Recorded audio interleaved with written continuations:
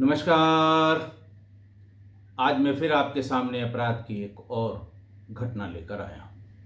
आज के अपराध की घटना भी पुरानी है, बहुत मार्मिक है, नृशंस है, लेकिन उसका फैसला बड़ा सुकून देने वाला है। बात मध्य प्रदेश की राजधानी भोपाल की है। तारीख थी 31 अक्टूबर 2017। भोपाल में एक बहुत सेंटर ऑफ द भोपाल बड़ी प्रसिद्ध जगह है हबीबगंज। ज़्यादातर लोग जो शहर के भीतर आने जाने वाले हैं वो रेलवे स्टेशन हबीबगंज का इस्तेमाल करते हैं भोपाल की जगह पर।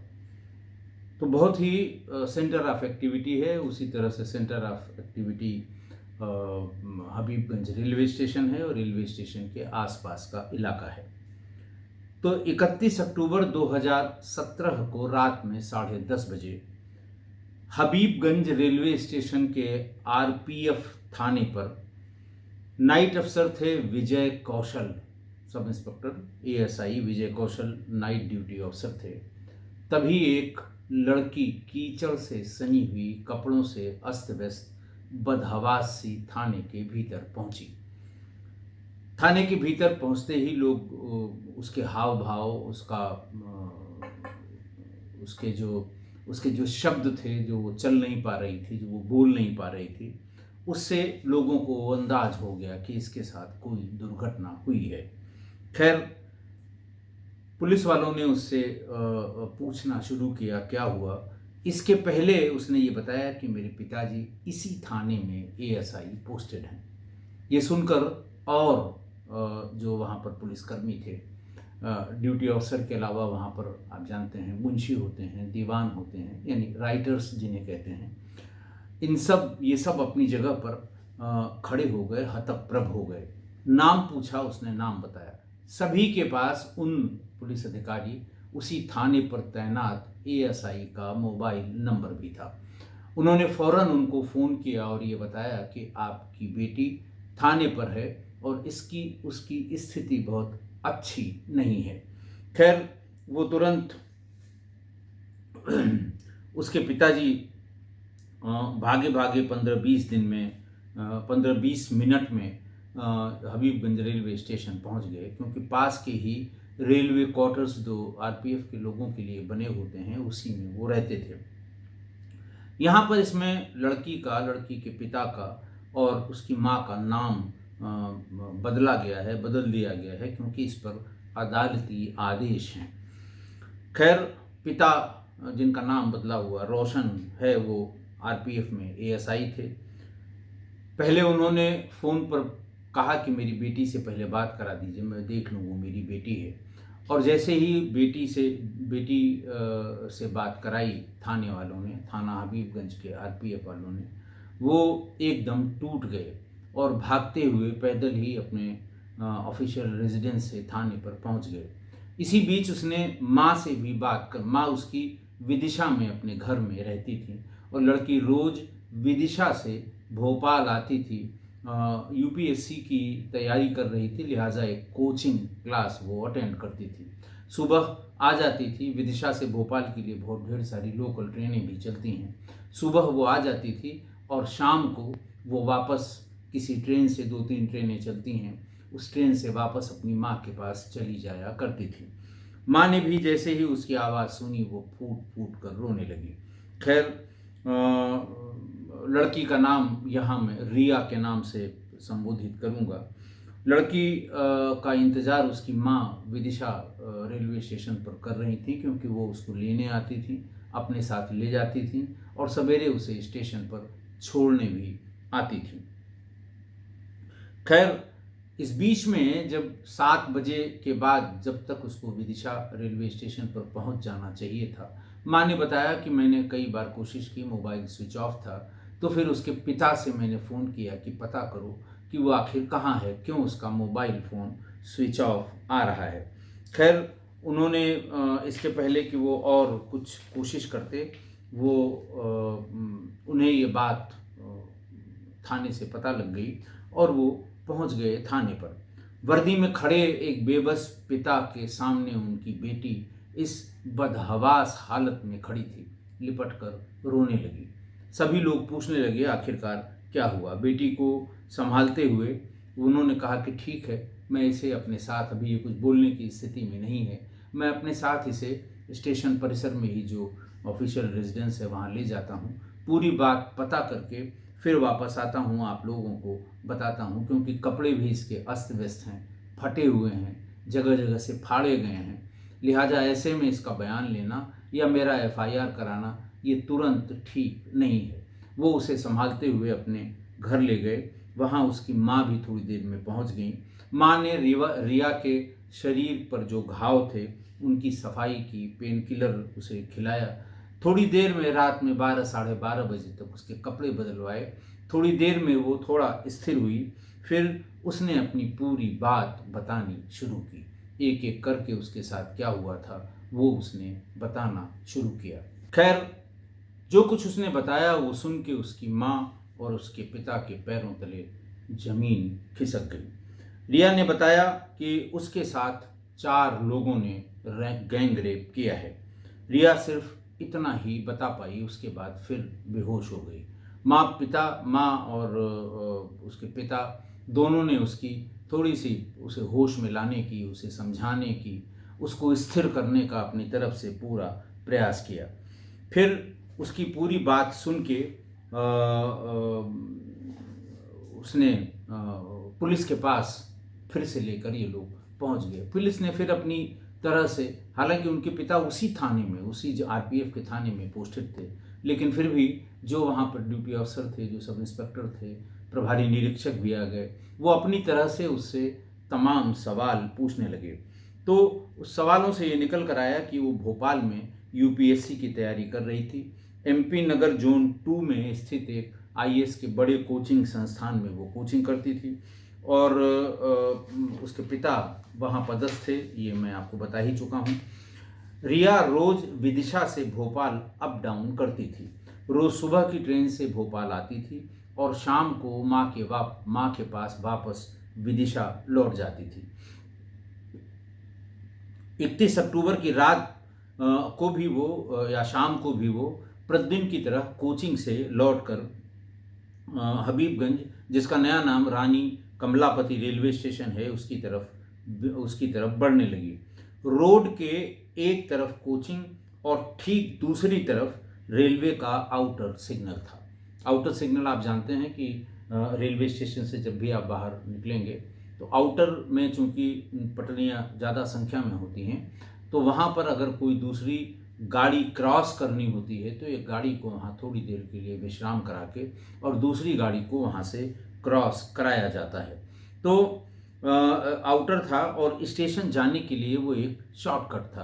कोचिंग से अगर आप मुख्य मार्ग से होकर रेलवे स्टेशन के जो एंट्री वाला बड़ा गेट है या जो उसका पोर्टिको है वहाँ से जाइए अगर, तो वो कम से कम आधा घंटा लगता है। और कोचिंग से निकलकर आउटर के रास्ते पटरियों के सहारे प्लेटफॉर्म अगर आपको जाना हो तो आप 5-10 मिनट में वहाँ तक पहुँच सकते हैं। तो इसलिए वो रोज़ कोचिंग से निकलकर और आउटर वाले रास्ते से स्टेशन जाया करती है।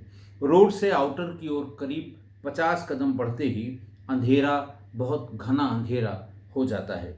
इसी सुनसान जगह पर रिया के साथ गैंग रेप हुआ था।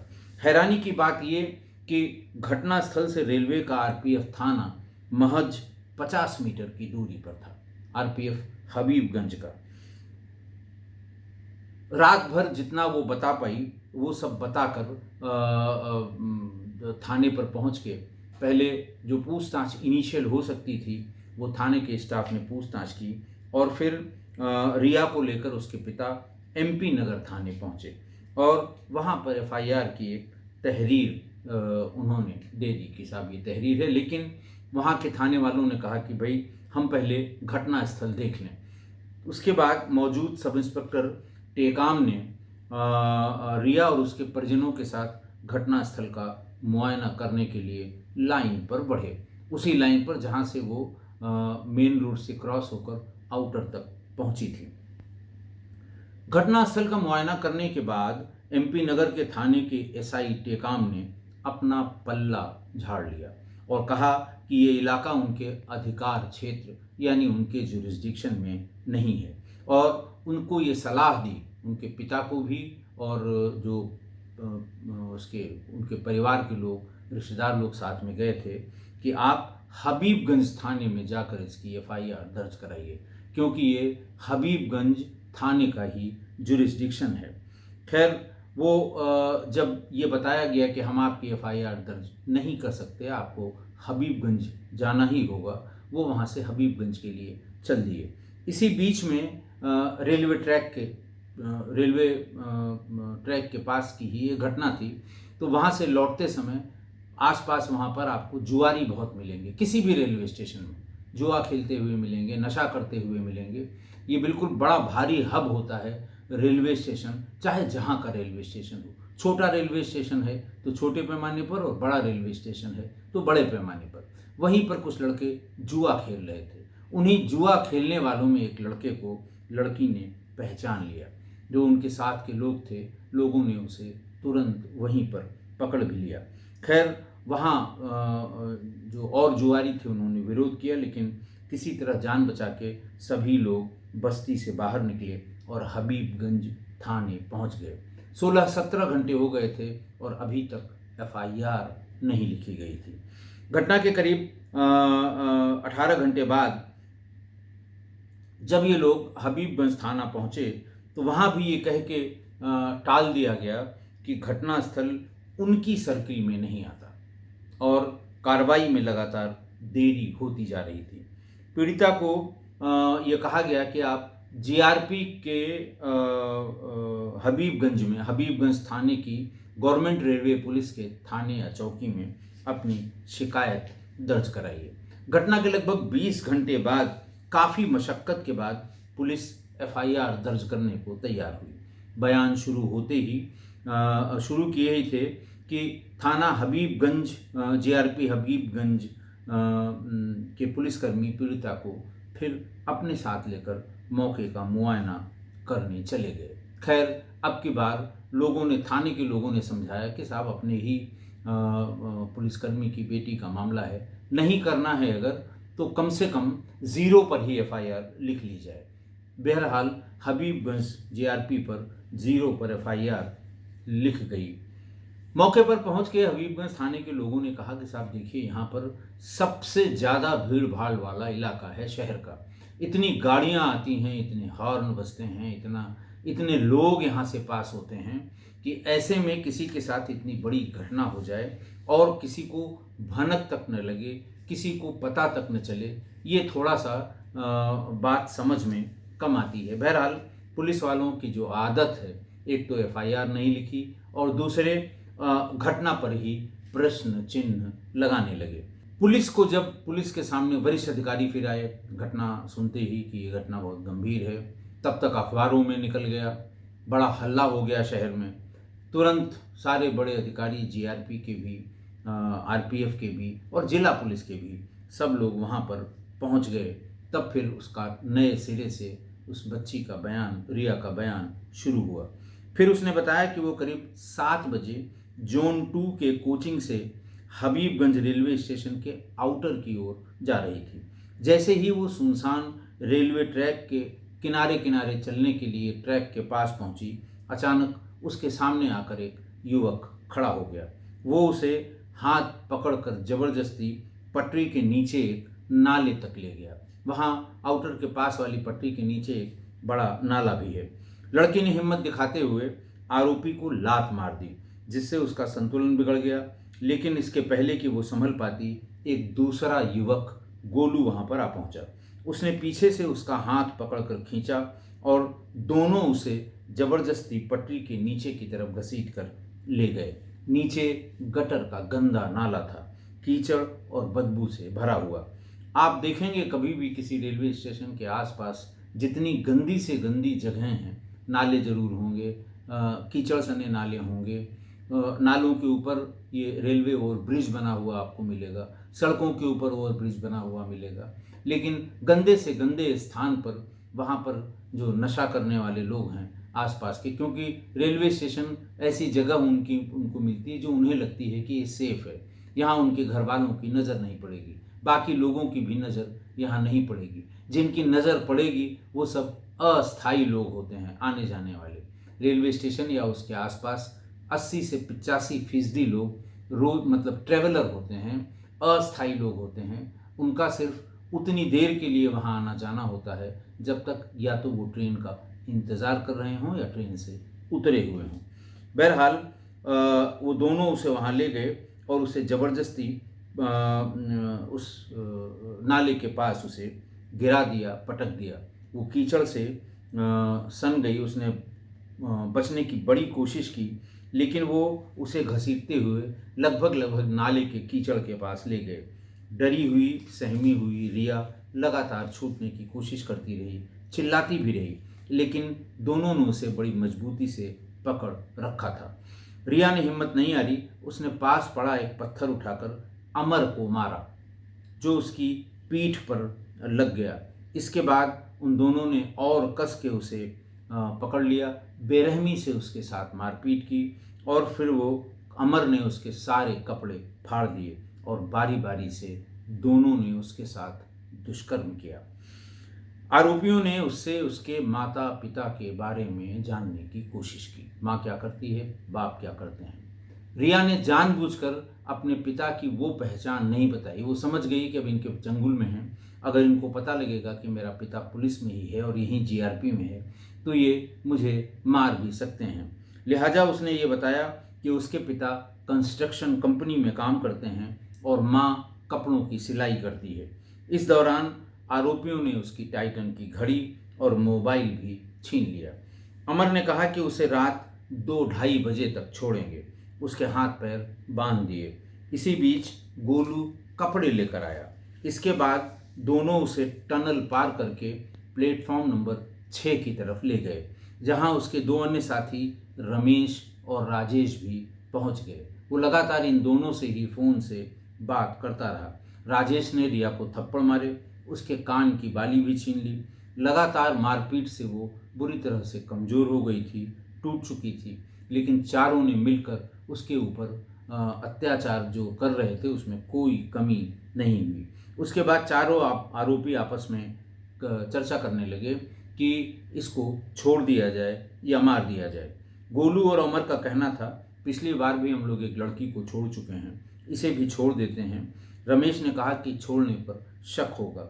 इसी दरमियान रमेश और गोलू ने उसका गला दबा दिया और उसे बेरहमी से पीटा और उसे लगा कि वो मर जाएगी। उसके हाथ पैर बंधे थे, वो बाहर नहीं निकल पाएगी। यही सोचकर आरोपी उसे पुल के नीचे अधमरी हालत में छोड़कर फरार हो गए।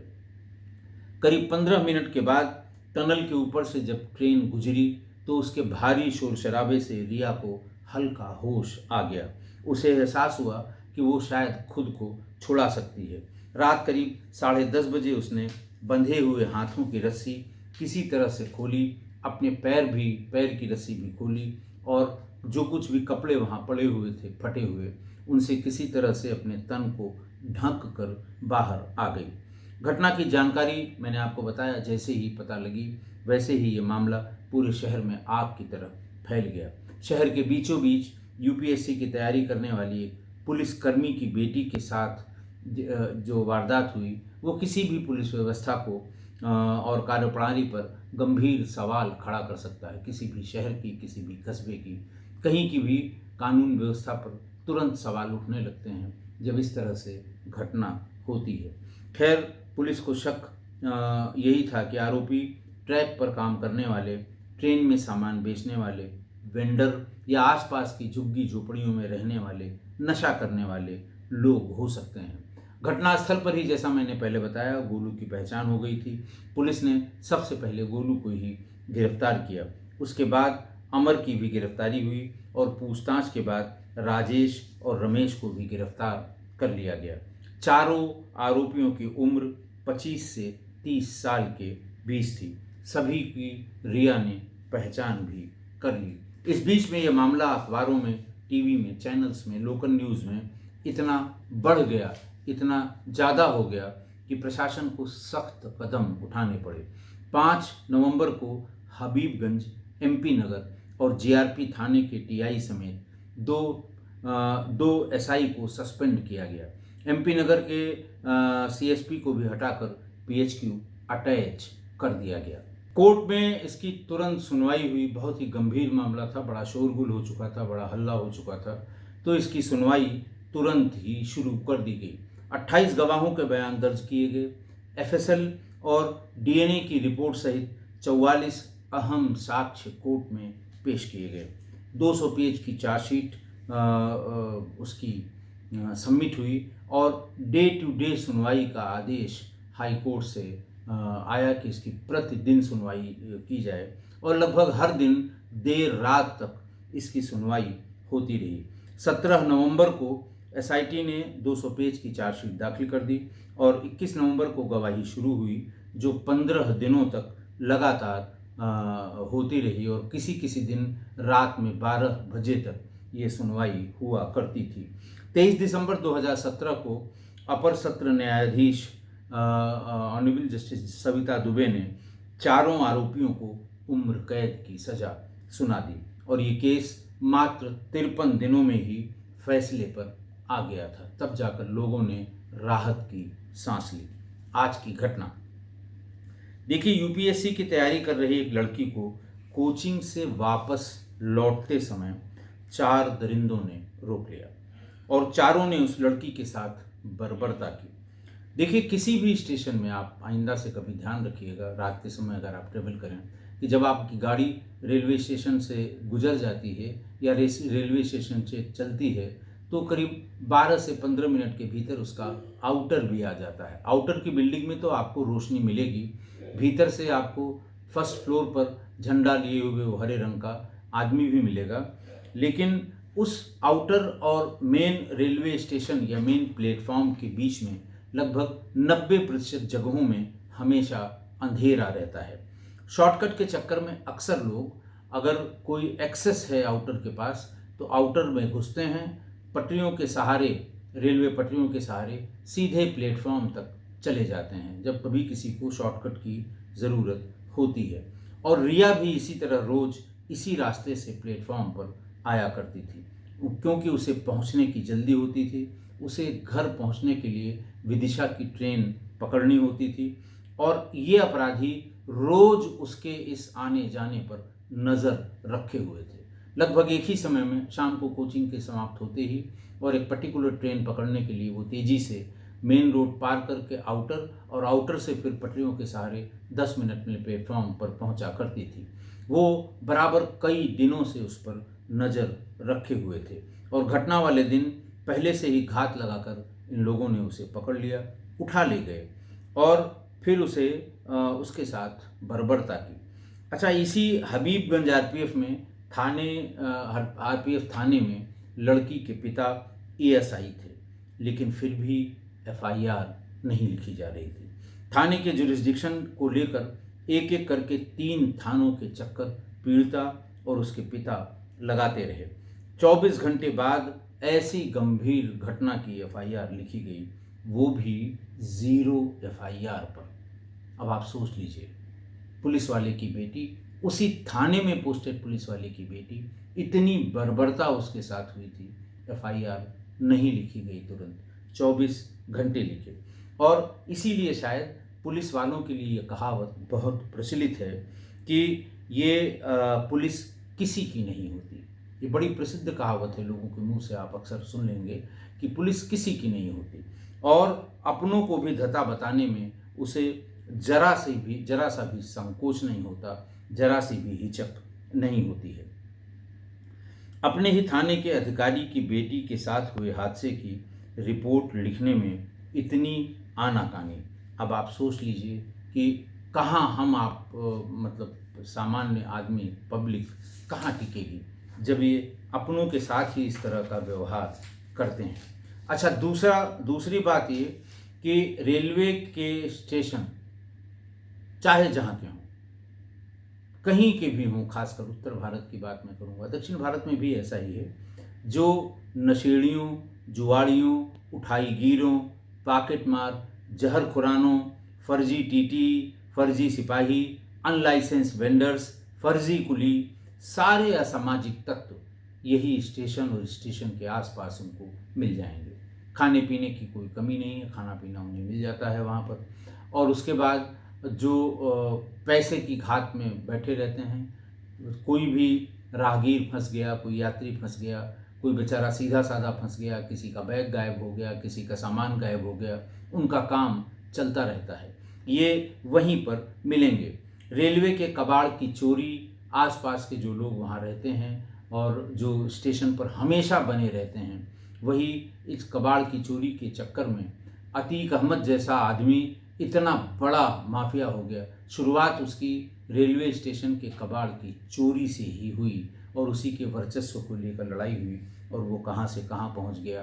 तो इसकी रेलवे के कबाड़ की चोरी ये बड़ा भारी एक विषय है गैंगवार का और गैंग्स के पनपने का। वहाँ पर बाहर खड़ी हुई टैक्सी, टेम्पो, तांगा, रिक्शा वाले भी बहुतायत इसी फिराक में रहते हैं, क्योंकि वो लगभग सभी जो उसमें जो असामाजिक, सभी तो नहीं होते 100%, लेकिन जो ज़्यादातर उसमें असामाजिक तत्व होते हैं, जो मौका पाते ही यात्रियों को लूट लेते हैं। इन्हीं इन्हीं स्टेशंस पर पलने बढ़ने वाले यात्रियों के मोबाइल, पर्स, यही लोग जो यहीं पलते बढ़ते हैं, यहीं से इनका पालन पोषण होता है, वो यात्रियों के मोबाइल या पर्स चलती गाड़ी में छीन लेते हैं, लॉकेट छीन लेते हैं, चेन, सीट, जो खिड़की के पास बैठे हुए लोग होते हैं उनके गले से छीन कर भाग जाते हैं। पुलिस चाहे जितना अभियान चलाए इन लोगों के विरुद्ध कि ये स्टेशन से इनका सफाया हो जाए, यात्रियों को परेशानी न हो, रोज़ की ये उचक्कई जिसे कहते हैं, चोरी चाई लोग होते हैं, जो जहरखुरान जो होते हैं, ये रुक जाए, चाहे जितना पुलिस अभियान चला ले, लेकिन ये रक्तबीज की तरह पनपते रहते हैं। जब से रेलवेज़ या रेलवे स्टेशन अस्तित्व में आए हैं, तब से ये समूह यहाँ फलता फूलता रहा है और आज भी फल फूल रहा है। रेलवे स्टेशन पर आप बहुत सतर्क रहें, किसी के धोखे में ना आएँ। जरा सी भी शंका हो तो हेल्पलाइन नंबर 112 पर आप संपर्क करें, पुलिस तुरंत आपकी सहायता के लिए पहुंचेगी। आपको और पुलिस को देखते ही ये वहाँ से 9-2-11 हो जाएंगे। आप अपनी सुरक्षा आप स्वयं करें, किसी पर यकीन न करें, कम से कम रेलवे स्टेशन और उसके इर्द गिर्द। आशा है आप मेरी इन सब बातों से सहमत होंगे। आज के लिए इतना ही। बहुत बहुत धन्यवाद।